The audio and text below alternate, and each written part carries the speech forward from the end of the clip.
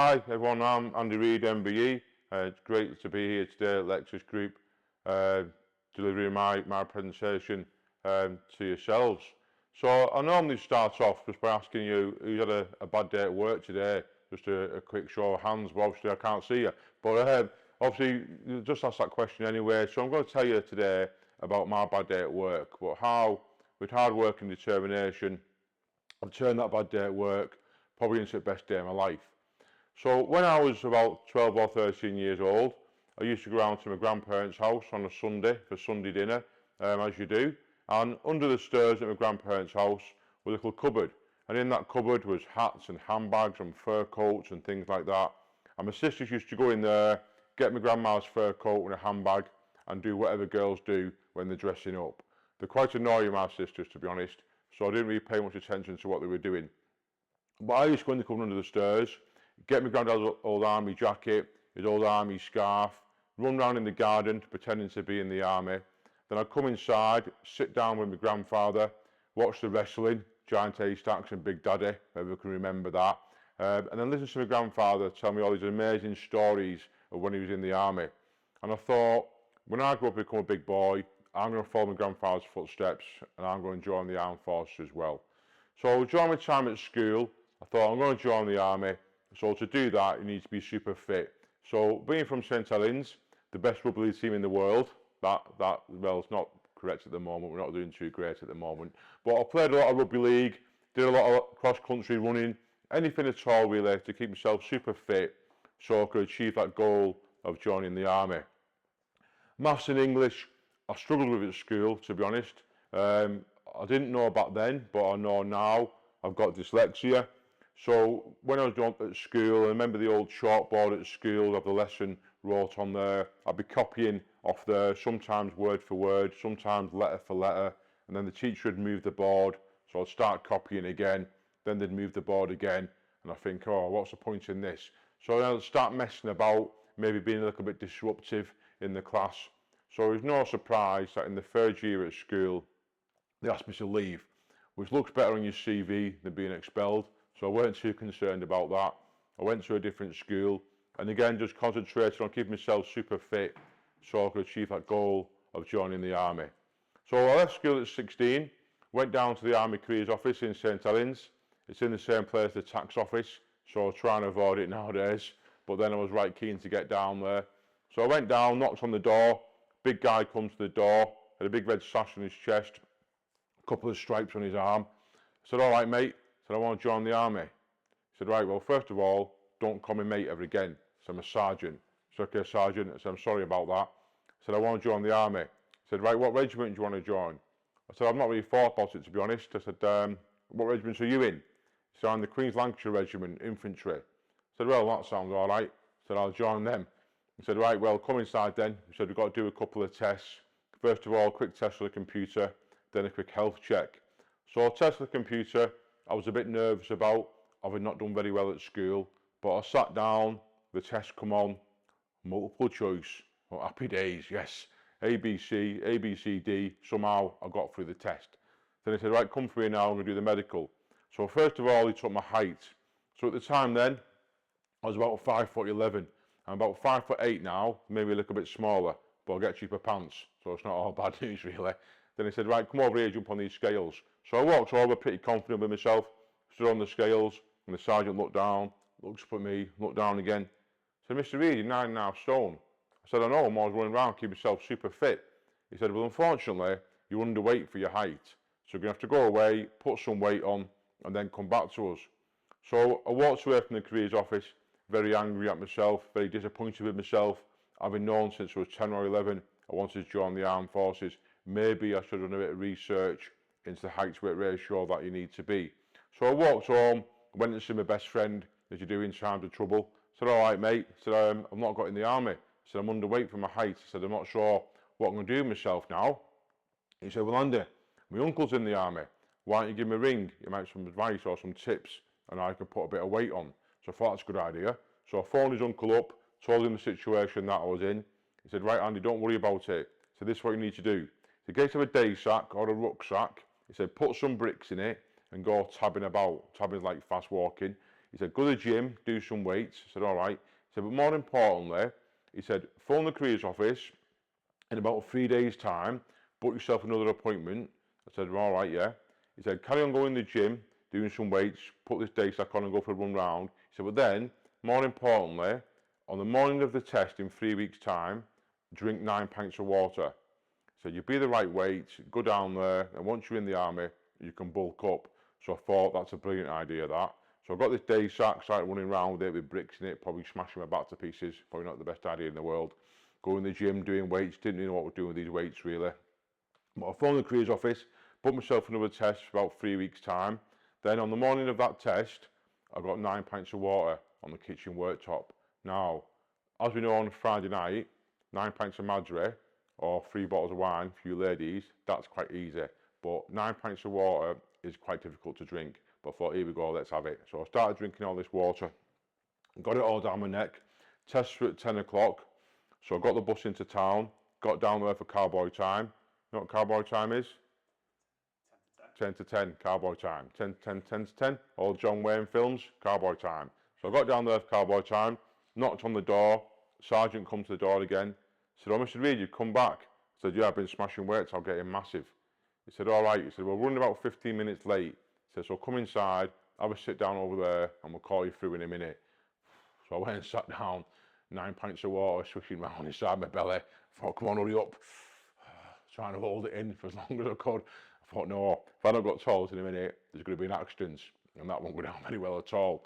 So I went to the toilet, and as soon as I come up the toilet, he was there waiting for me. He said, right, come on, jump on these scales. So I walked over again, jumped on the scales again. Sergeant looked down again, looked up, went, Mr. Reid, you're 9.5 stone. I said, I can't be, I've been going to the gym, smashing weights, I'm getting massive. I said, these scales will be broken. I said, no, don't know these scale, lad. If you want to join the army, you need to go away, set yourself some goals, work hard, and then come back to us. So, first lesson I learned in life really at 16, if you want to achieve your goals and dreams in life, there's no point in cutting corners or trying to cheat. You need to put the hard work in. So I thought, right, what job's going to do that's going to get me a bit bigger, a bit stronger, and achieve that goal of joining the army? So I thought, I'll get a job as a labourer on a building site. I thought, carrying a bag of sand and cement round, doing a bit of manual labour, that'll get a bit bigger, a bit stronger. So I did that for a bit. Then I got a job in a sausage factory. It weren't ideal, but it did help. 3 sausages, happy days. So I did that for a bit. Then I got a job as a forklift truck driver in a factory in Haydock, doing 12-hour shifts, 4 days on, 4 days off. Not the best job in the world, to be honest, but on the 4 days off, I went down to my local gym. I met this guy. He happened to be an ex-Royal Marine. I told him I want to join the armed forces, told him that I was underweight for my height. So he said, right, listen, I'll do your training programme. So he wrote me this training programme, told me basically what to eat, what weights I should be doing, what exercises I should be doing. He said, come and see me on your 4 days off, go to work for 4 days, come and see me, and we'll get you where you need to be. So I did that. It took me till I was 21, so it took me 5 years of hard work and determination to keep working away, chipping away at it, and eventually I managed to put enough weight on to be able to join the armed forces. So I went back down to the Army Careers Office in St Helens, and unfortunately it closed down. So, as a big St Helens Rugby League fan, I had to go somewhere that I really don't like going for joining the army. Wigan. It's a bit crazy place, Wigan. They've all got 6 fingers in Wigan, which is one more than what I've got, I suppose, so they're supposed to be doing better than me. But I went to Wigan. This time, I passed all the tests and I managed to join the Queen's Lancashire Regiment. So absolutely made up. So I went to Glencorse in Scotland, did 11 weeks basic training, learn how to march, learn how to iron your kit, have a shave, all that basic stuff. Then went to Catterick in Yorkshire, did 22 weeks more infantry-based training, learn about different weapon systems, learning about staying outside in the woods, in the fields for a couple of weeks at a time, loads of fitness, loads of banter with all the lads, absolutely loved it. So I passed out with training and I went and joined the Queen's Lancashire Regiment. And at the time, there was over in Northern Ireland. So I was a bit nervous going straight from training, straight onto operational tour in Northern Ireland. But I thought, what better thing to do than go put all these skills I've just learned straight into practice.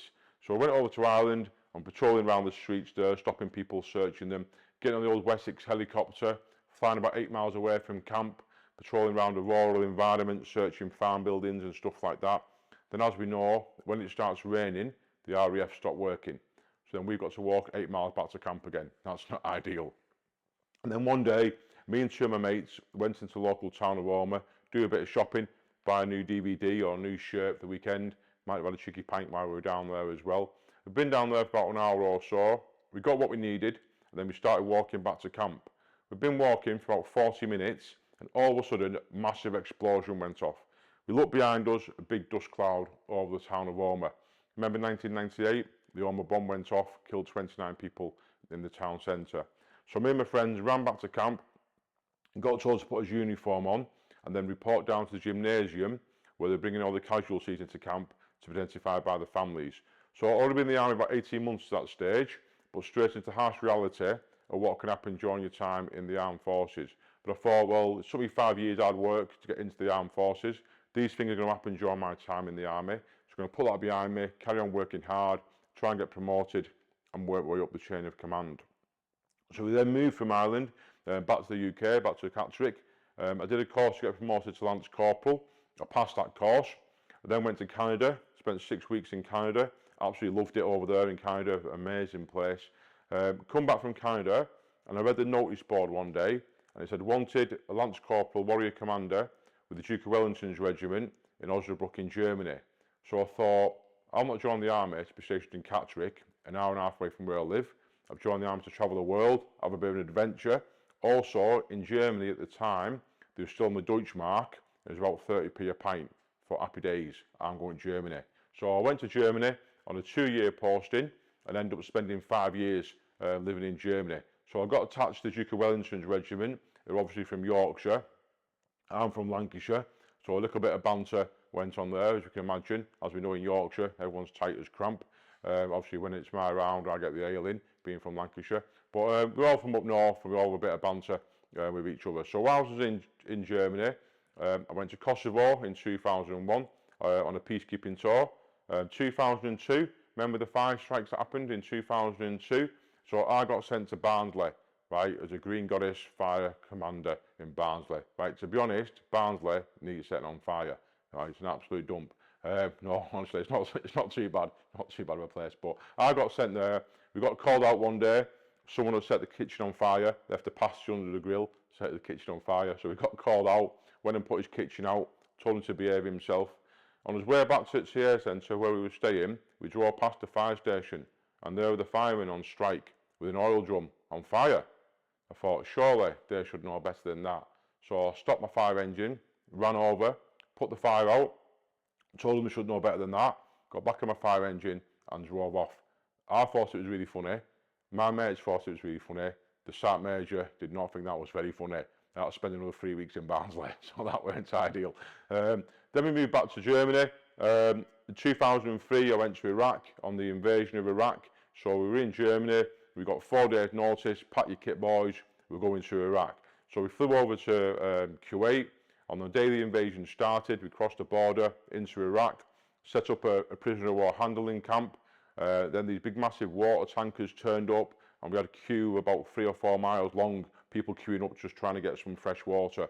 So all the hearts and minds stuff that we do in the British Army, all that great stuff that we do, looking after people, we're getting involved in doing that. So that was absolutely fantastic. 2005, I went back to Iraq again on a bit more of a peacekeeping tour at that time over there. And then after that tour in 2005, we then moved from Germany back to the UK, back to a place called Warminster, not very far from Stonehenge. Don't know if anyone's ever been to Stonehenge, but if you've not been, don't bother going, right? It's proper boring. There's some rocks in a field. It's amazing how the rocks got there, but it is quite boring. There's not even a pub next door to it or nothing. But it has got Bath down there, or Bath, depending on how posh you are, and Salisbury as well. They're nice places to go out at the weekend as well, so absolutely fantastic. So I spent the next 4 years living down there. So 2009, I'm going to fast forward to that now. Big operation in Afghanistan called Operation Panther's Claw. And this was a big mission to push all the Taliban out of the Helmand province. So due to the intensity of fighting, a lot of guys were getting killed and injured. So the army come to our regiment and said we need 127 what's called BCRs, battlefield casualty replacements. So guys to go over to Afghan and basically step into the shoes, a guy's been killed and injured, and carry on the fight that was happening over there. So the company commander got us all on parade. So first of all, guys, he wants to go to Afghan, he wants some volunteers. So I put my hand up straight away. I believe If you go to college and learn to be a painting decorator and never decorate someone's house, what's the point in being a paint decorator? If you want to join the army and put that uniform on, so won't go and do the job that you've been trained to do. If you don't want to do that, then don't join the army. No, it's quite simple, really. For me, if you want to be an electrician, you could get electrocuted and you could die. If you're not happy about that, don't be an electrician. You know, you won't be a scaffolder, you could fall off the scaffolding and you could be paralysed or be in a wheelchair the rest of your life. If you're not happy about that, then don't be a scaffolder. You know, you won't work in an office, you might get a paper cut on your finger. Who knows? You know, there's risk in there, risk to everything that we do. And if you're not happy about that risk, then maybe don't put yourself in that situation. So we flew over to a place called Camp Bastion. We spent 2 weeks there, acclimatising to the weather, learning about some different weapon systems, and waiting for a helicopter to take us from Camp Bastion out to the front line, a place called Fob Nole. Forward operating base Nole in the Sangin district in the Helmand province. Next slide there. So you'll see in a moment that's one of the first patrols that I went on. So I'll tell you a little bit about the environment and a little bit about the kit and equipment that we're carrying when we're over there. So during the summer in Afghanistan, 4:30 in the morning, it's probably about 27 degrees. 3 or 4 o'clock in the afternoon, maybe 35, 40 degrees in the summer. And at night time, it goes down as low as -2. So quite a harsh environment that we're operating in when we're over there in the summer. As you'll see, when we stopped in a bit of a shaded area. And then when we're not pausing for photographs with each other, then buddy system, we're looking after each other. So my mate there, he'll have his rifle, he'll be scanning around for any suspicious activity. While he's doing that, I'll get my kit off. I haven't got a photograph of that, ladies, don't worry. I'll just my day sack, really. I'll go into my day sack, see what I've got in there, some water, get some water on board, see what else I've got in there. A Yorkie, right, we get issued Yorkies in the army. Now, on these Yorkies, back then, it did say not for girls on these Yorkies. I don't know why it said that. Then they changed it, got some new Yorkies that said not for civvies on there. Why they just give us normal Yorkies, I don't know. But they're probably made in 1985, these Yorkies, before HR was a thing and all the rest of it. But anyway, get that down your neck, because obviously you need plenty of energy while we're over there. And then buddy system, we'll swap over. I'll have my rifle, I'll be scanning around, looking for any suspicious activity. And my mate there, he'll do the same, get some water on board and all that. So buddy system, looking after each other at all times. So you'll tell you a bit about what I'm carrying there. So you'll see I've got a day sack on, I've got an antenna sticking out my day sack, I've got a radio in there, a spare battery for my radio, 3 litres of water, some wet and warm weather clothing, some Gucci stuff like some night vision goggles and that kind of stuff in my day sack as well. On my body then, I've got Osprey body armour, so a big ceramic plate that covers your front and your back, protecting all your vital organs. I've got 9 magazines on me, not Zoo or FHM, ammunition magazines, 30 rounds in each of them, my weapon and my helmet. So all in all, I'm probably carrying about £65, £70 worth of kit when you're operating in 35-degree temperature. So it can be quite harsh when we're over there. For those of us who don't go to the gym, a bag of sugar weighs £1. So I like carrying 35 bags of sugar on your back when you're running around in that kind of environment. It can be quite harsh in there. You'll see there as well in the background of that slide, some children there playing out. Very, very important that we treat these children with the utmost respect as possible, because they're going to be the next generation of Afghan people. We want them to help us and help them move their country forward. So when we're on patrol, and you've been on patrol for maybe 6 or 7 hours, and you're tired and you're hungry, and you're sweating like mad, and little kids come running over to you and start grabbing your shirt and start pulling your shirt, going, Mister, Mister, Mister, Mister, Mister, Mister, Mister, Mister, Mister, Mister, Mister, Mister, Mister, Mister. That can be quite annoying. What you've got to do is refrain and give me a clip round the ear and tell them to go away. Go into your pockets. And what have we got here? Let's have a look. Oh, I've got a chomp here. Grandma sent me that chomp. Go on, mate. You can have that chomp. Give them that. Give them a can of Coke. Get a football out. Clear an area. Have a little game of football with them. More importantly for me, give them some pens and pencils and some notebooks and notepads so they can go to school and they can go and get an education. You know, these kids, not like my kids who were spoiled brats, you know, they've got nothing at all. They haven't got shoes on their feet, they haven't got PS5, they haven't got TV at home, they might not even have a mirror in the house. Maybe some of these children have never seen their own little smiley face. So when you get your digital camera out, take a little photograph of them and then show them a little smiley face, you know, they think it's some kind of like magical thing. That's who they are. It is amazing to see them, and it's that respect really. So if a stranger comes into their village They'll come over to us and go, Mr. Alibaba, and they'll point to where they've seen the stranger, indicating maybe they planted an IED device in that area, or maybe they planted an ambush in that area. So if we just give them a clip down here and tell them to go away, they're not going to tell us that vital information that's going to save our lives. So for me, respect goes a long way. It doesn't matter where people are from, what the situation is. Just gives people respect, you know, and they give you that respect back. For me, it's a massive thing. Okay, next slide, please. Thank you. So these are the guys I was in command of when I was over there. So you'll see myself there. I've got 2 stripes on my chest, got massive eyebrows. They didn't come off in the blast, unfortunately. I've still got them. But apparently girls want these eyebrows nowadays, so I might start shaving them off and selling them. I'm not sure, but I was 33 back then. Guy next to me, the Robbo, my 2IC, second in command, he's 23, and the rest of them guys are 18 years old. So young men, young boys, first operational tour that they've been on. So although you're the commander and leader of these people, and if they're not where they're supposed to be when they're supposed to be there, then I'm going to be all over them like a tramp on chips, telling them where they're going wrong. But at the same time, if they get a letter from the mum saying that the pet dog's passed away or the grandma's passed away, then I'm going to put my arm around them and tell them it's going to be okay. So for me, great leader has empathy. You know, I remember being in that situation myself, first operational tour that I was on. You're scared, you're frightened, people over there are trying to hurt you. So, you know, it's great being a commander of men and women and leading from the front and setting that example of, you know, if we go on patrol at 3 o'clock, I'm there at 10 to 3, ready to go with all my kit on, pockets fastened, kit looking as best as it possibly can look when you're in Afghanistan and there's no washing machines or tumble dryers or irons or anything like that, but you're trying to look as best as you possibly can. I expect my guys to be there at 5 to 3, ready to go on patrol. And if they're not there at 5 to 3, I'm not going to be very happy about that. But I won't just shout and scream at them, because I don't think that achieves anything at all. I'll explain to them the implications of them being late for patrol.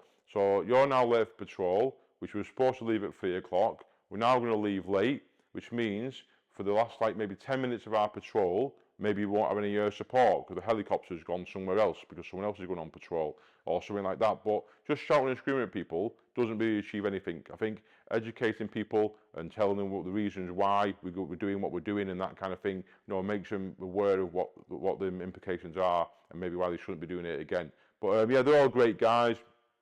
We meet up 2 to 3 times a year. Have a couple of beers and stuff like that, have a bit of a laugh and a joke. Sometimes it gets a bit out of hand, so if you see us in your local pub, maybe leave that pub because it does get a bit messy towards the end of the night, as you can imagine. But they are fantastic men, fantastic guys. Next slide again, please. Thank you. So this is the hotel that I got last night in Hull. As you can see, you know, absolutely fantastic. So I do really appreciate that from all the guys here at Lakes Group. No, that's where I stayed for the 3 months that I was in Afghanistan. So basically I'm living in a mud hut in Afghanistan, but you can see the values and standards that instilled in me in the army have not changed just because I'm living in a mud hut in Afghanistan. So I get up in the morning and make my bed. First thing I do in the morning, get up, make my bed, shake it off. That little pillow there on my bed, I've had that for about 10-15 years. It absolutely stinks, but that's my little comfort blanket when I'm away from home. Give that little cuddle if I'm a bit worried about what's going on or whatever. You know, everyone's got one of them. More men won't admit it, but we've all got a little bit of a comfort thing that we have.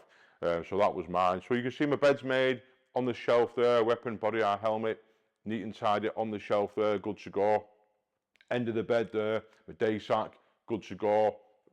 Radio battery in there, fresh spare battery, 3 litres of water, good to go. So even if the camp was to come under attack at 3 o'clock in the morning, I can't just sit up in bed and turn the light on, because that doesn't happen over there. It's pitch black, but I know exactly where my stuff is.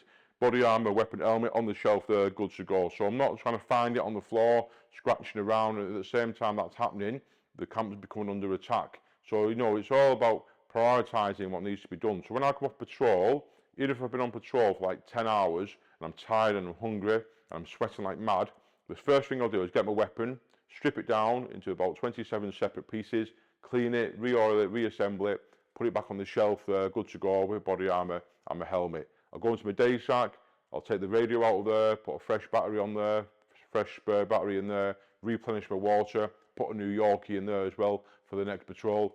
So I'm good to go for the next patrol. So it's about prioritising. In the army, it's our weapon, as kit, and then as selves. You know, as much as I love to go off patrol, throw my kit on the bed and go and get a shower and go and get something to eat, if the camp was then to come under attack, I'd be scratching around the floor trying to find my stuff. So, you know, it's about prioritising those things really, and doing that first of all. Next slide, please. Thank you. So this is what's called the green zone here. So you'll see the Helmand River runs all the way through the Sangin district. Any area quite close to the river is quite lush green. As we come further away, it becomes a bit more sparse and a bit more desert-like. In the bottom right-hand corner of that slide, you'll see a sentry position. So 2 private soldiers will spend an hour at a time in there, observing all the local landscape, looking for any suspicious activity that could be going on. If we ignore that for a minute and look at the local landscape, it's actually a very beautiful country. It could be in Egypt or Turkey or somewhere like that. And what we've also got to understand is the local population haven't got Sky TV, they don't get a newspaper every day, and most of them can't read and write.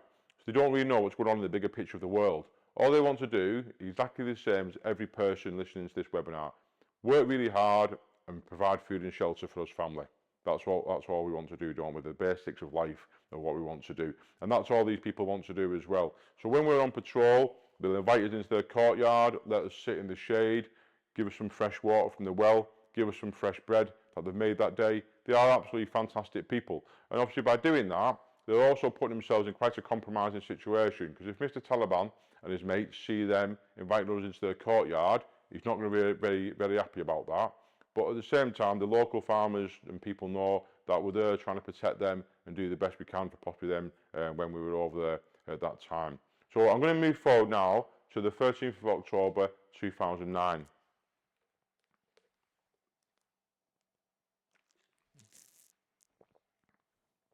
So I got tasked to go on a routine foot patrol, go and search some compounds or some houses for some weapons or some bomb making equipment. So I was going to leave at 4:30 in the morning. And a young guy in front of me called Jamie, he had a metal detector, it's called a Valen. So as he's walking along, he'll sweep this from left to right as he's going along on the road. So me and my 7 guys, and then I had another section of 8 guys on some high ground watching where I was going, and another section of 8 guys about 300 metres down the same track that I was on. So we set off, and we've been going for about 5 minutes or so down the main track, and I've seen this red car there, and the bonnet was open on the car, and there's a guy looking under the bonnet of the car. So I stopped, and I said to the interpreter who stood next to me, said, "Yeah, mate, ask him what he's doing over there." So the interpreter shouted over to this guy. The guy shouted back to him, said, "Oh, his car's overheated, so he's just waiting for his friend to come and help him get his car fixed and get going again." I said, "Okay." I said, "Tell him to move away from his vehicle. He looks a bit suspicious." Stood next to his vehicle. So he shouts over to him again, and the guy moved away from his vehicle. Now, I think that's why it's very important to me that these Afghan interpreters have got the right to come and live over here in this country, because they have saved thousands of lives. So I could shout over, "Salam alaikum," which is "hello, how are you?" And he'll shout back, "Alaikum salam," which is "hello, I'm fine." That's pretty much all I can say really. Where the interpreter will shout over to him, and when he talks back to him, the interpreter says to me, "Andy, that guy's not from round here, he's from a different area." Now, I wouldn't know that because I don't know what accents he's got, whereas obviously we've got people from Wigan, talk quite strange, you know, from Manchester, Liverpool, Hull, where we are today. You know, everyone's got different accents, but I won't know what different accents he's got, but the interpreter knows that. You know, so they have saved thousands of lives, these guys. So we carried on patrolling along then. Jamie's going along still with his metal detector, sweeping it from left to right as he's going along. There's some guy herding some goats about. They stink, so we give him a wide berth.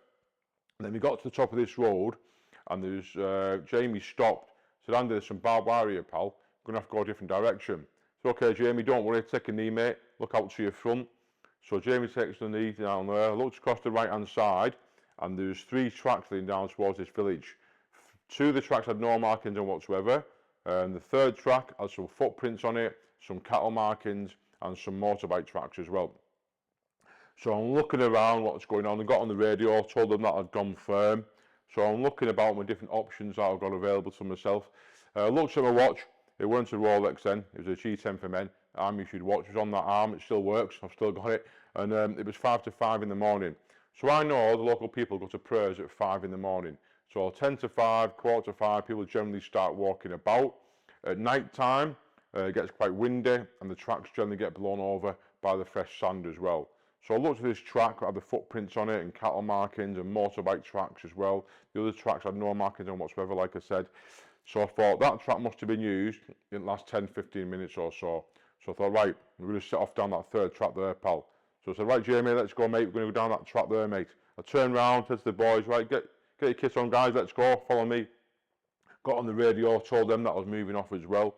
So Jamie set off with his metal detector, and he's sweeping it from left to right, going forward. Said, go left a bit, Jamie, go right a bit, pal. Yeah, straight down there, mate. I'm looking around what the guys are doing, probably got on the radio again.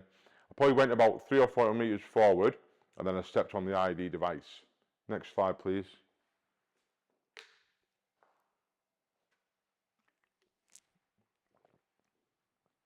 So the next thing I'm aware of, I'm laying on the floor on my back, big dust cloud all around me.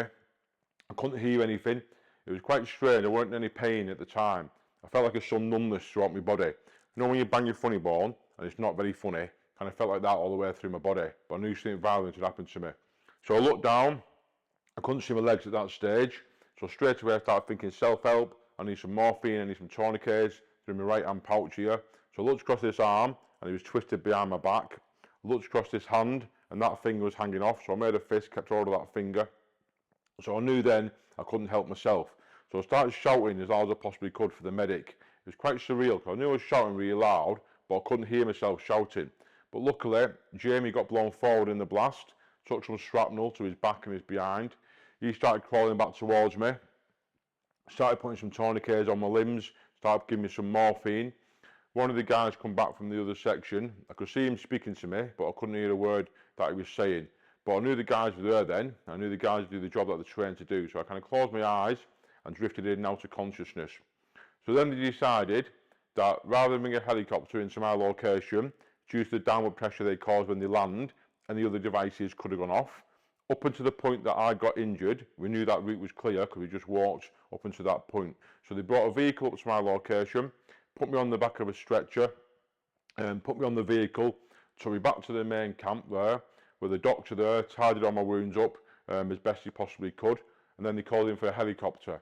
Now, there could have been a helicopter there in 5 minutes, but there was no medical team on that helicopter.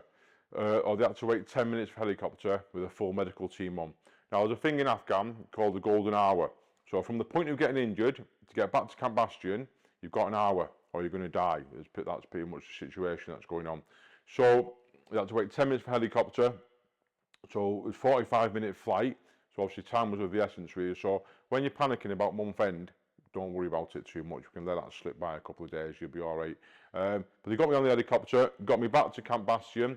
The doctors and surgeons there did an amazing job, cleaned all my wounds up, put me into an induced coma, and then the 14th of October, they flew me back to Sales Hospital in Birmingham.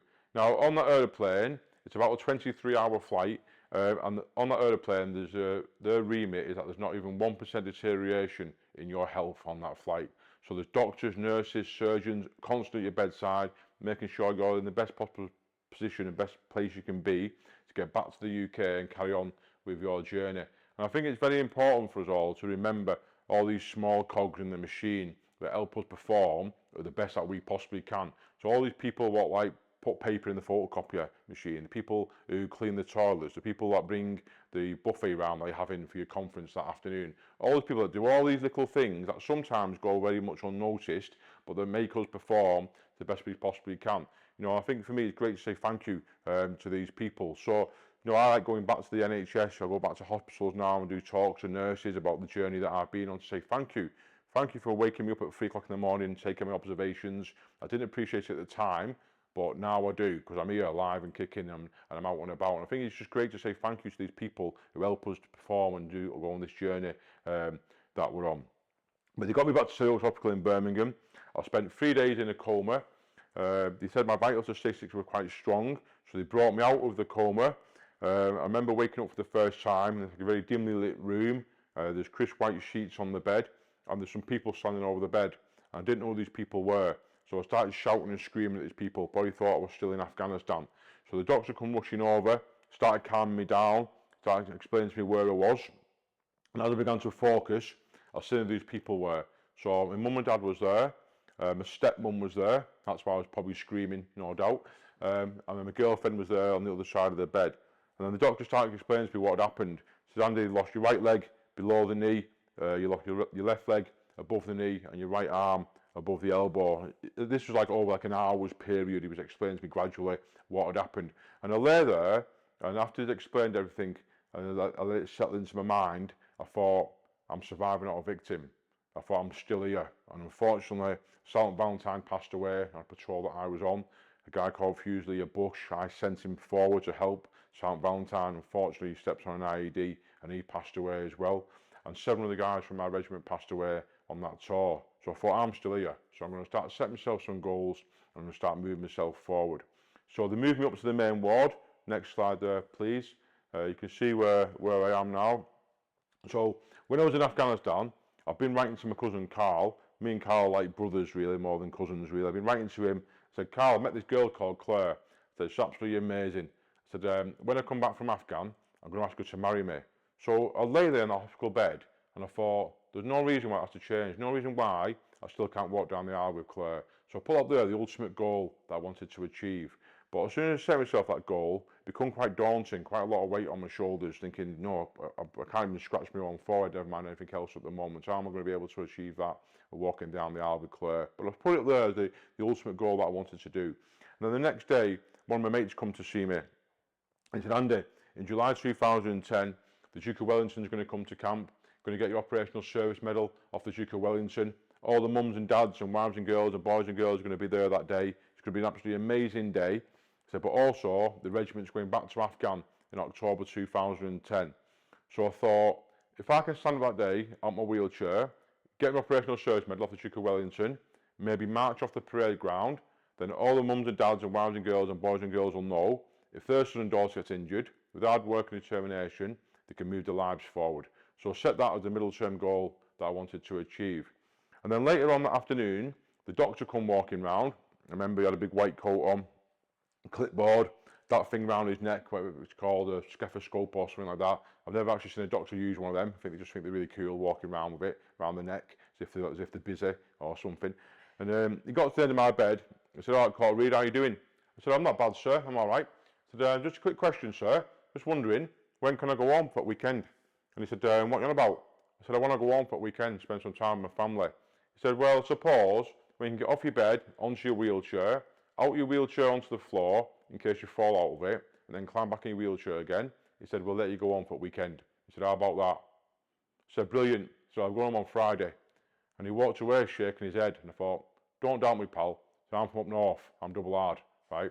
Because he put that little bit of doubt in my mind, it made me more determined to want to prove him wrong. So that afternoon, I climbed off the bed, climbed onto the wheelchair, drank loads of Lucozade, which is really bad for your hospital. It gives you a massive energy rush, then you crash down to earth, a bit like drinking Monster or Prime or whatever it is the kids drink nowadays. Ate loads of grapes, which I can't stand nowadays, unless in a bottle called Sauvignon from New Zealand, they're not too bad. Then I climbed back on the bed again. And then whilst I was doing that, I listened to other guys telling their friends and family what had happened to them. And a lot of them was blaming somebody else. They were blaming the army, blaming the government, blaming the Taliban for the situation that they was in. And I lay there in that bed and I thought, ultimately, I've joined the army. So ultimately, the responsibility for what happened to me lies with myself. So there's no point me blaming somebody else, blaming Jamie for not finding the ID with his metal detector, because it's not going to change what happened. It's not going to make Jamie feel very good about himself. So by accepting responsibility for my own actions, that's how I've been able to move my life forward a lot easier. So the next day, I got off the bed onto the wheelchair, climbed off the wheelchair onto the floor. Didn't have enough strength to get back in the wheelchair again, so I ring the buzzer. Nice nurse come over, pick me up, put me back on the bed again. I thought, wow, she's quite attractive. So I got off the bed, onto the wheelchair, climbed onto the floor again, ring the buzzer again. All right, love. All right, Andy, put me back in bed again. Now, don't tell my wife that if you ever meet her, but that nurse was very attractive. And we all need a little bit of motivation, a bit of inspiration whenever we're in a bad place, in a bad situation, having a tough time, and that girl was very motivational. And we need to try and grab hold of that motivation whenever we can. Obviously, I didn't grab all the way because I would have got in quite a bit of trouble if I'd done that. But you know what I'm trying to say? You know, we can all look around us all the time. Whenever we're out shopping or in a restaurant or just out for a run or out in the gym, we can look about and see people and thinking, at that guy there in a wheelchair doing that. Look at that guy in the gym there. You know, might be a bit older, or maybe he's got some kind of disability, but he's in the gym. He's smashing it. Or someone in the park. They're trying their best to walk around. There's around us all the time, wherever we live. It doesn't matter where we are in the world. There's people around us who are struggling, but they're cracking on. And I think, you know, we can take some inspiration from them people and help us move ourselves forward as well. So by the end of that week, I managed to get off the bed, onto the wheelchair, onto the floor, and then climb back in the wheelchair again. So I actually spent 10 days in hospital with them injuries before I went home for the weekend. Just resetting myself that immediate goal, but then breaking it down to smaller, more achievable, bite-sized pieces. Next slide, please. Thank you. So then I went down to Headley Court, the Army Rehabilitation Centre. It's moved now to the DNRC in Loughborough, a £300 million facility, absolutely best facility in the world, absolutely fantastic place. But back then it was down at Headley Court in Surrey. So I went down there and I said to this girl here, I said, listen, my main goal now is to walk down the aisle with Claire. So if I'm going to do that, because I'm a proper gentleman from St Helens, I need to get down on one knee and propose to her properly. So can we practice getting down on one knee? She said, of course we can, Andy, that's not a problem, we can practice doing that. I said, well, the only thing is, when I get down one knee and propose to her properly, I'm not going to be in these bars and this nice carpeted area and all that. I'm probably going to be in my local pub car park. So I need to be able to walk outside. She said, Andy, you can't go outside yet. I said, you've not been here long enough to go outside. You might fall over. What if you break your other arm? That'd be disastrous if that happened. I said, well, you know, this is what I need to do. So I looked out the window and I was looking around. I said, well, there's some grass out there. Can we go outside and maybe walk on the grass? Would that be possible? And she said, okay, Andy, we can go and do that. Now, for me, I know there's rules for life, and there's rules for everything that we do, but the rules can be bent a little bit before we break them. You know, and if she would have said to me, point blank, Andy, no, we're not going outside, I might have gone, well, you know what then, I'll just stay in my wheelchair, I'm sure life will be cool, and I'll propose, I won't bother with this walking malarkey and whatever. But because she was willing to just bend them rules a little bit, and we went outside and practiced walking on the grass, then I got to where I wanted to be. And I think we can all do that, can't we? We've all got someone in our organisation who wants to try and achieve great things, but for some reason, it's like there's a barrier. But can we just bend them a little bit and move things around a little bit to get that person to where they want to be? Obviously, if it's still safe to do so and all the rest of it. So that's what we did. We went on the grass outside and we walked along. I got down on one knee, popped the question, stood up again, took a few more steps, got down on one knee, popped the question again. Must have done it about 25 times. And what was amazing was that girl's name was Claire as well. So I didn't mess up on the big day by saying the wrong name. That would have been a disastrous start to the relationship. But absolutely amazing to be able to do that. Next slide, please, mate. And then July 2010, I managed to achieve that middle term goal that I set myself. Got my Operational Service Medal off the Duke of Wellington. So I was in my wheelchair, and all the guys were getting their medals. He was walking along. He got a bit closer to me, a little bit closer. So I stood up on my wheelchair, super proud to be there, proud to be wearing my uniform, proud to be there with all the guys I've served in Afghanistan with. And he come over, he put my medal on my chest there, and then because he's an old posh boy, the Duke of Wellington, he then started patting me on the chest, going, well done, boy, well done. I thought, all right, mate, calm down. I said, I don't want a pat on the back, but I don't want to be falling over. But it was absolutely amazing to get that recognition from that guy that day. Next slide again. I then managed to be able to march off the parade ground. And I'm super proud of this photograph. You can't really tell I've got false limbs there. You know, I'm wearing my full regimental uniform. Very proud to be wearing that uniform.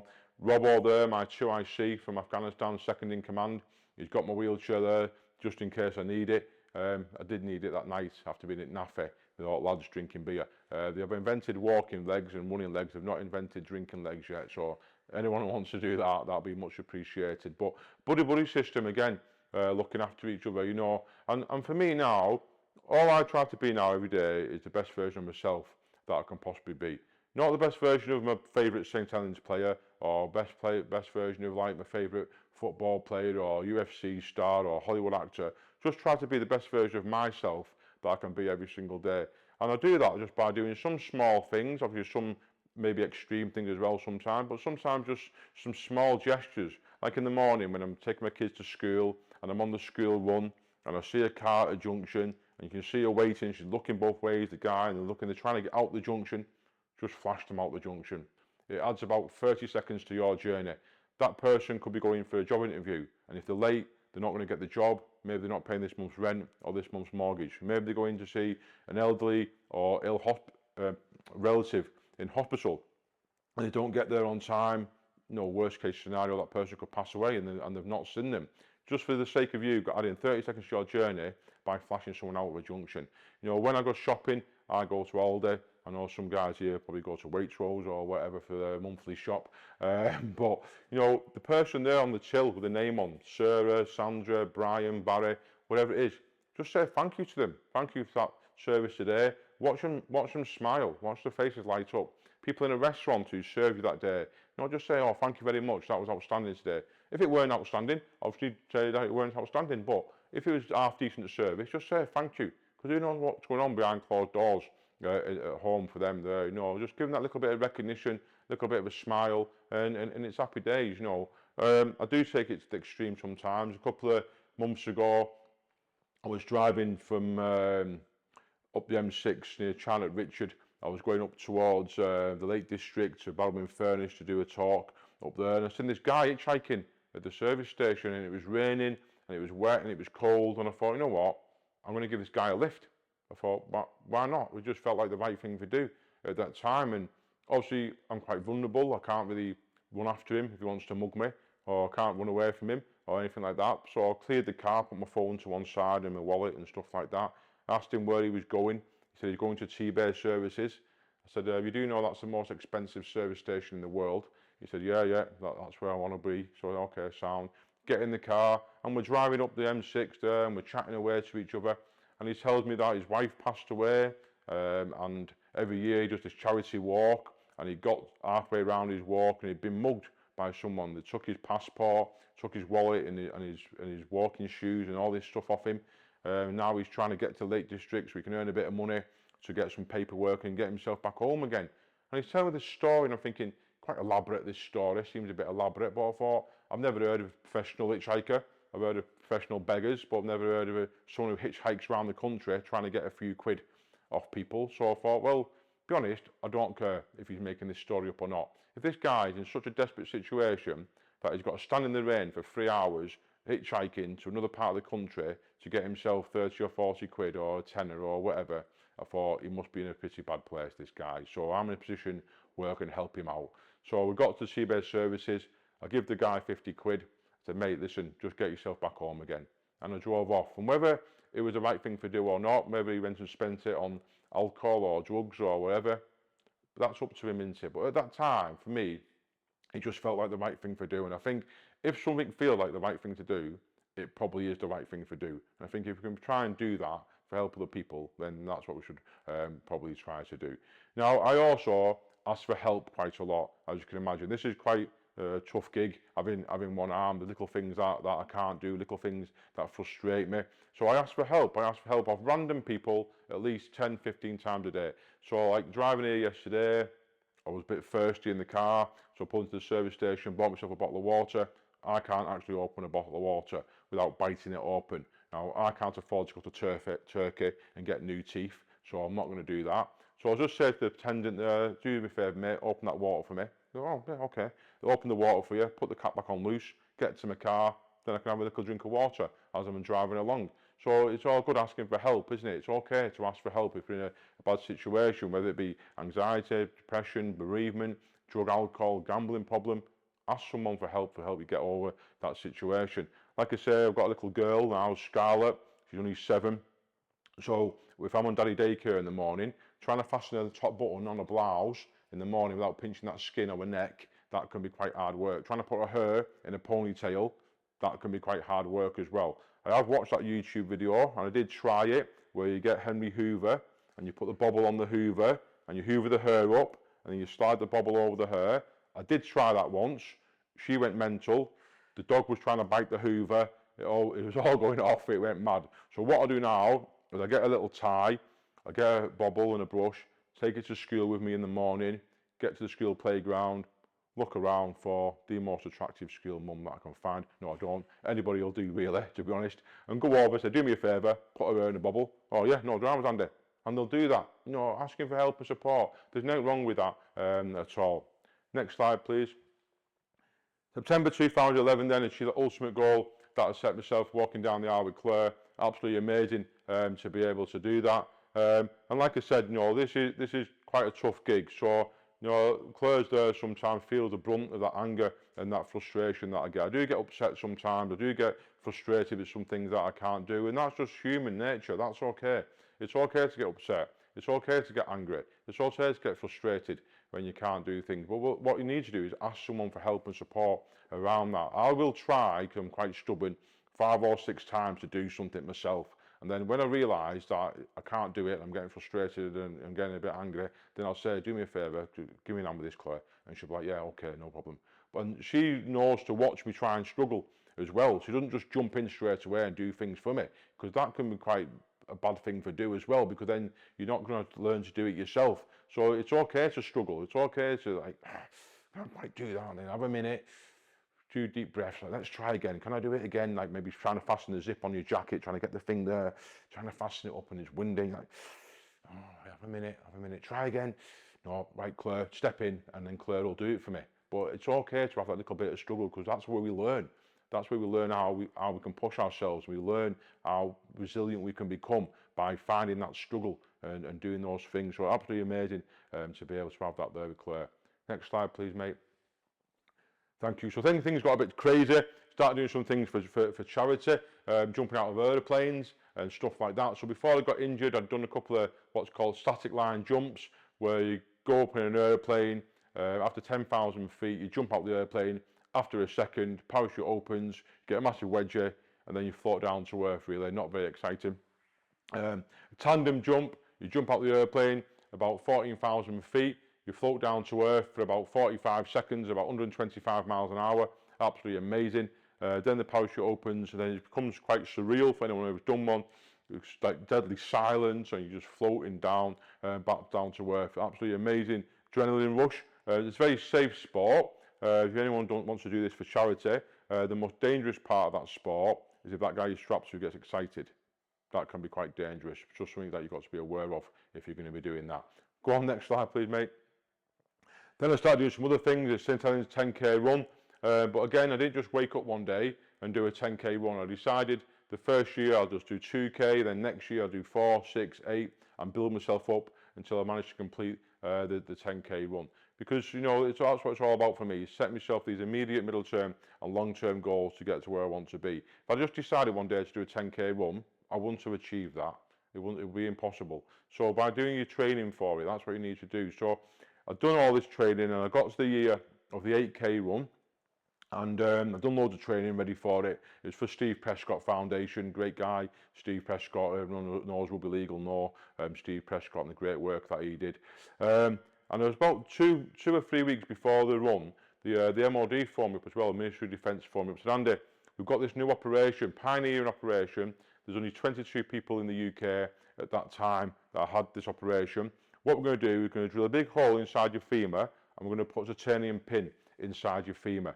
So what that means is you won't need to wear a carbon fibre socket anymore on your left leg, so you can walk more comfortably, you can sit on a proper chair, your kids can sit on your knee, you'll be a lot more comfortable. He said, but the only thing is you can't do high impact sport once we put this pin inside your leg. So I was like, okay then. So that year I thought, well, I've trained for the 8k run, but I'm going to have to up my game and do 10k, otherwise I'm never going to finish the 10k run. So I did a lot more training for it in the next 2 weeks, just out more on the running blades, doing the training. The day the race started, I was up for it really, it was all fantastic. Started off at the Saints Stadium, goes over the Steve Prescott Bridge, and then you go through town. People give me a high five, which is not very good when I'm on running blades. People pat me on the back, which again, not ideal when you're on a set of running blades, but they're just trying to wish me well. And I was going really well, got the 7k point, I was getting a bit tired, my back was aching a little bit, but I keep pushing on. 8k point, I thought, yes, here we go.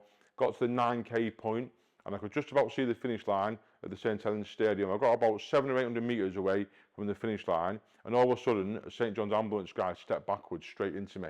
Knocked me over, I fell over, and I twisted my legs, and I couldn't carry on with the run. And I thought, well, next slide, please. These things happen, don't they? Again, things that happen totally out of my control. So rather than getting upset and angry and frustrated about it, I thought, well, what else can I do instead? So I decided to get this mountain bike. And unfortunately, in 2012, 6 of my friends passed away in Afghanistan in a Warrior armoured vehicle. So I decided I was going to lay a reef at all the resting places. So I decided to do this bike ride from Lytham St Anne's to Halifax, Doncaster, Sheffield, then we cycled to Warrington, then we cycled from Warrington to Devizes. So that was 400 miles that I did in 10 days. Next slide, please. Then I jumped in this kayak and kayaked from Devizes to Westminster, 125 miles in 5 days. So I did all this in 15 days altogether. But again, I didn't just jump on a bike one day and do a 100-mile bike ride. I did 10 mile one day, 20 mile the next day, then 5 mile the next day. Just breaking it down to these, again, immediate, middle term and long term goals. And just preparing myself mentally and physically for the main ride that was coming on. We managed to do all this in 15 days, like I said. We raised £50,000 for charity, and with that money that I raised, I took 19 families to Lapland about 2 weeks before Christmas. Just trying to give a bit back, that's what I'm about now, just trying to give back to charities who helped me, and also my little boy and girl, the only boy and girl in school whose dad's got one arm. So who do they speak to about why daddy gets upset sometimes, daddy gets frustrated, daddy gets angry sometimes? But by taking their children away with other children of injured guys who's been injured, then they can talk to those children as well. The wives can talk to each other, the guys can talk to each other, and we can all help each other on that journey. So for me, if you've got someone in your organisation who's got an illness or they've got an injury and they're off work sick, think about the bigger ripple effect that has on the family unit. It's not just about that person, it may be affecting his wife, it may be affecting his kids as well, and the bigger picture, and can we help and support the bigger family unit there as well. Next slide, please. So in September, in 2020, I think it was now, 2020, I decided to set myself the ultimate goal, the ultimate challenge, both mentally and physically, that I've done so far. So I decided I was going to go and climb Mount Kilimanjaro. So for those who don't know, Mount Kilimanjaro is the world's highest freestanding mountain, so 18,000 feet. So again, I didn't just wake up one day, jump on a plane to Tanzania and go and climb this mountain. It took me 2 years of hard work and training, preparing myself mentally and physically for this challenge that was coming ahead. So Mount Snowdon there, I'm sure some of you might have climbed Mount Snowdon. So in preparation for this challenge, I climbed halfway up Mount Snowdon and back down again 12 times. I climbed to the top of Mount Snowdon and back down again 17 times in preparation for this challenge that was going to be coming ahead. Next slide, please. I then assembled a group of people, experts at what they do. Now, I could have took the best mate Dave with me and John. One's really good looking, one's like quite handy, but they're not very good at climbing mountains, so pretty much no point taking them with me. So who I took with me was a physiotherapist, a prosthetist, the girl who makes these legs for me. So this left leg is £60,000 GDM X3 leg. So it's waterproof, it's got microprocessor inside it, gyroscope inside it. At night time I've got to charge it up when I go to bed, otherwise it won't work the next day. So absolutely amazing bit of kit, and Vicky there, that's the girl who makes these legs. So I took her with me. I took Claire with me, the girl there who taught me to walk 15 years ago. Took her with me. Fergus Jepson, my consultant surgeon, I took him with me from the NHS. My mate Neil, the photographer, and Tim Brea, the mountain leader as well. So I took experts in their field at what they do to give me the best possible chance to get up to the top of that mountain. It's absolutely amazing to be able to do that. Next slide there, please. Thank you. So as you can see there, it says Camp 2 there. So from Camp 1 to Camp 2, 9 kilometres. 9 kilometres is not a great distance at all, really. But on that mountain, it took us about 12 hours to cover that distance. So we're climbing up and down big boulders, head torches on, at night time. The Sherpas are helping me go up and down some of the steps. If you go to the next slide, please. You'll see there I've got a finger around my waist again. So asking for help again off these people. The Sherpas have got that, they're helping me up some of the bigger steps, lowering me down some of the other steps, working together as a team to achieve that common goal of getting to the top of that mountain. I want to be able to do it by myself. Well, these people, these Sherpas, you look at them and you're thinking, they've all got like ragtag clothes on and whatever, but they're experts at what they do. So when they're saying poly, which means go slowly, then you could just ignore them and carry on walking at normal pace, but then you're going to get altitude sickness and you're going to be going down the mountain. So by listening to what they're telling you, is the right thing to do, and they want you to get to the top of the mountain as well. Next slide, please.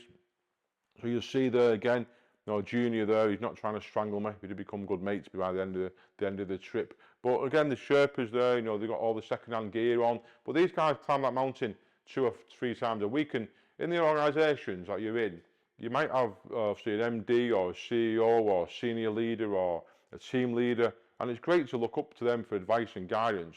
But also, sometimes, we need to look across as well the people that we work with. And also maybe look down at people who maybe only just joined the business a couple of years ago. They might have more new ideas, new thinking that you've not got. So generally you look at these Sherpas and you think, well, he's got a second-hand clause on from Africa. The guy can't write and whatever, not the best education. So I ask him for advice or guidance, or so I ask this guy who was brought with me, who's never climbed a mountain before in his life. Let's ask the Sherpa. Because although he doesn't look like he's got all that information, he obviously climbs that mountain 2 or 3 times a month with tourists. So he's got a wealth of information. So I'm just trying to get across, it's not always looking up to these higher people, it's looking across as well and looking at new people who's just joined the business, who's got new ideas, who can help us get to where we need to be. Next slide, please. So after 14 days, we managed to get to the top of the mountain. Absolutely amazing to be able to achieve that goal, become the first triple amputee from the UK, if not a bit wider field, to achieve that goal of getting to the top of the mountain. It was absolutely amazing and very elating, very emotional to be able to do that. Obviously, it took a lot of hard work and determination, digging deep at times. Sometimes, I remember the last day was like about 6-hour walk in the pitch black with head torches on. Couldn't really see where you were going. You couldn't even see the top of the mountain at some points. It's just about digging deep. And sometimes taking your mind totally off, thinking about something totally irrelevant, like when I get home, I can't wait to have a Sunday dinner. Not even thinking about the mountain, thinking about roast beef, thinking about Yorkshire puddings and all that kind of thing. Just sometimes just taking your mind totally out of what you're doing and just keep putting one foot in front of the other, just keep chipping away, just keep working hard to get up to the top of the mountain. Hopefully we've got a short video to play now just to show you if a short video is not going to work. If you go onto YouTube and just Google or go on YouTube and put Andy Reid MBE Kilimanjaro, the video is on there so you can catch up with that later on. So let's go to the next slide to see what that is. There we go. So now I've got my own foundation. So that was my reason why I climbed the mountain. So I've got my own foundation. We do free mental health, free drug and alcohol counselling as well for different people. Lectures Group are a member of that foundation, so that's absolutely fantastic. They could become a foundation partner. So that was my reason why. Why did I climb that mountain? Was to raise funds for my foundation. And it doesn't really matter what your reason why is. That got me out of bed every morning to set these goals to go and climb this mountain. And we've all got a reason why. It might be a holiday in the Maldives, might be a new handbag, a new car you want to buy, a new motorbike that you want to buy, whatever it is. But if there's something stopping you achieving that reason why, and that something is bereavement, anxiety, depression, mental health, drug and alcohol, gambling, addiction problems, then please put your hand up and ask for help and support to get yourself over that. But then, gentlemen, thank you very much for listening in. I think may have some questions on the chat there. So if there's Thank you very much. So Craig Brown said, as a Royal Navy veteran, I find it commendable that you have never blamed the MOD for the position you find yourself in. However, how do you deal with the negative thoughts during those frustrating days and moments? I'm sure we can all take something from your life. Thank you. Yeah, great question. Yeah, don't blame the MOD because, like I say, ultimately I joined the army. When I do start having some negative thoughts and some things are creeping into my mind, particularly around Remembrance Day and around the anniversary of being injured, I try to do something positive. So every year since I've been injured, on the anniversary of being injured, I've one year I christened my little girl. I climbed Kilimanjaro on that year anniversary. I've done bike rides. I've tried to do something positive. So hopefully in years to come, I can look back at all these amazing things that I've done over the years. And 13th of October 2009 will just be the catalyst of what invented this new life that I've started, this new journey that I've been on. My life now is, I think, 100 times better than it was before. I've got no regrets whatsoever. Doors have opened for me, like a guest speaker on cruise ships. Last year I did 30 days on a cruise ship to New York, did 4 talks, mega, rest of the time just chilling out. You know, life's really good, and I've got my own foundation now, so I'm helping and supporting other people. But if I have a bad day, I have a day off. You know, I'll go out, have a day off and just chill out at home, go for breakfast with the wife, maybe go to the park for a walk around, looking at nature and things like that. I'll speak to a counsellor myself once a month just to offload and just get myself in the right place and just tell him some problems that I'm having, because life's difficult, isn't it? Life's difficult for everyone. We've got cost of living, 2 young children, all the rest of it. You know, life is tough, and so I think just speaking to people and maybe writing a journal down, that really helps us with stuff. Me doing this speaking is like kind of like therapy for me, because I'm not sat at home dwelling about what happened. I'm offloading it out of my mind and thinking about it. So if you can speak to your friends, I know there's loads of groups out there. Andy's Man Club is a big group where you can go and just offload things out of your mind and talk to other people about things. That's the most important thing, really, is talking about it. Have you got any challenges coming up?